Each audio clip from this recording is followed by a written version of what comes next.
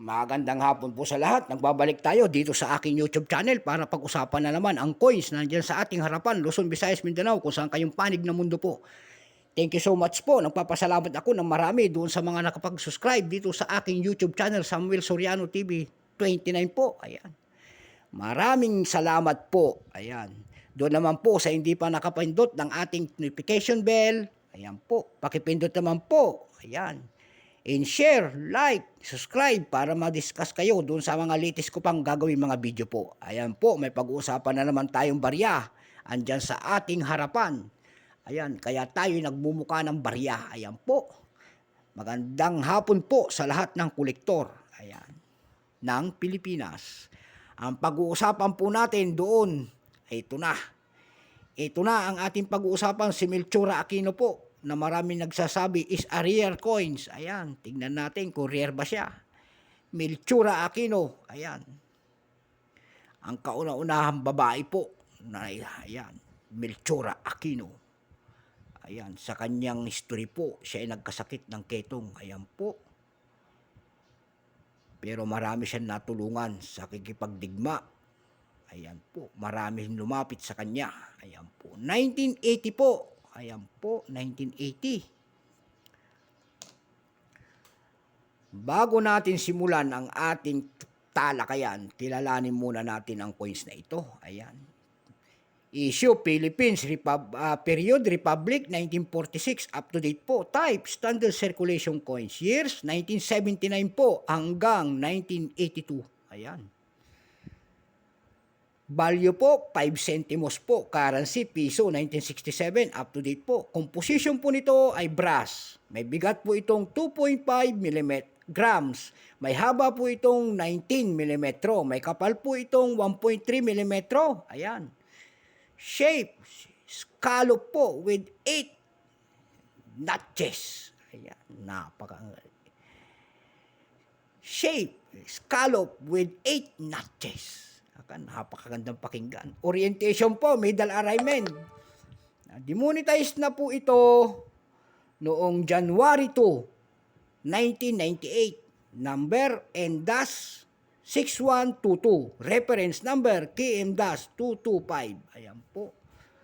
Ang magiting nating Melchora Aquino po. Yung 1980 po, maraming inilabas na variety. 3 ang variety nitong inilabas pala. Ayan, 3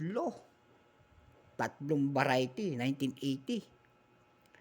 May BSP mint, ayan, FM proof, FM special uncirculated kung tawagin. Ayan, 3.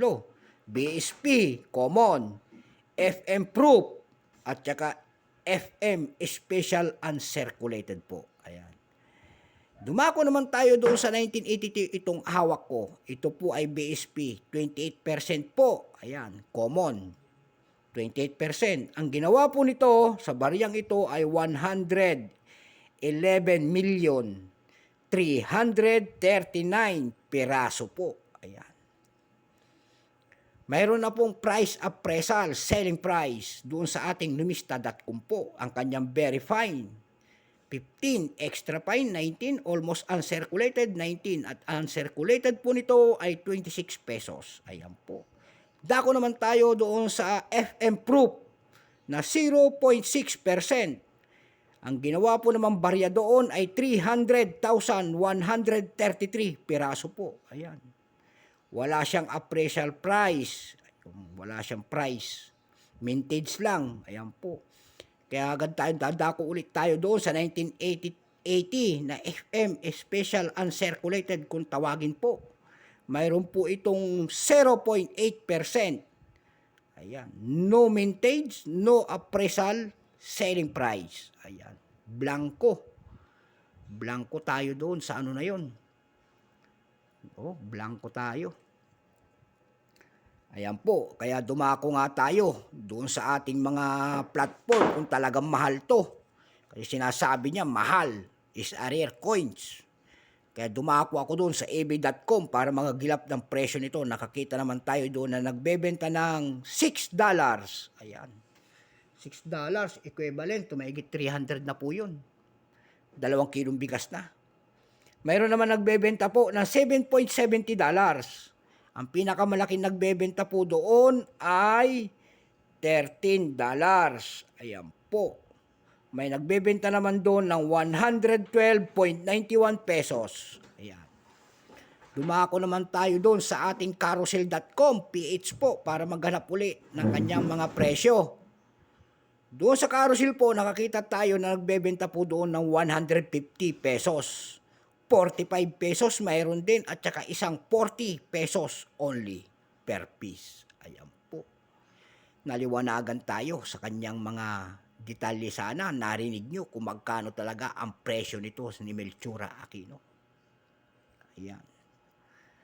Ito po, ayan. So hanggang dito na lamang ang ating vlog sa hapong ito. Magandang hapon po sa lahat. Ayan, ano na tayo.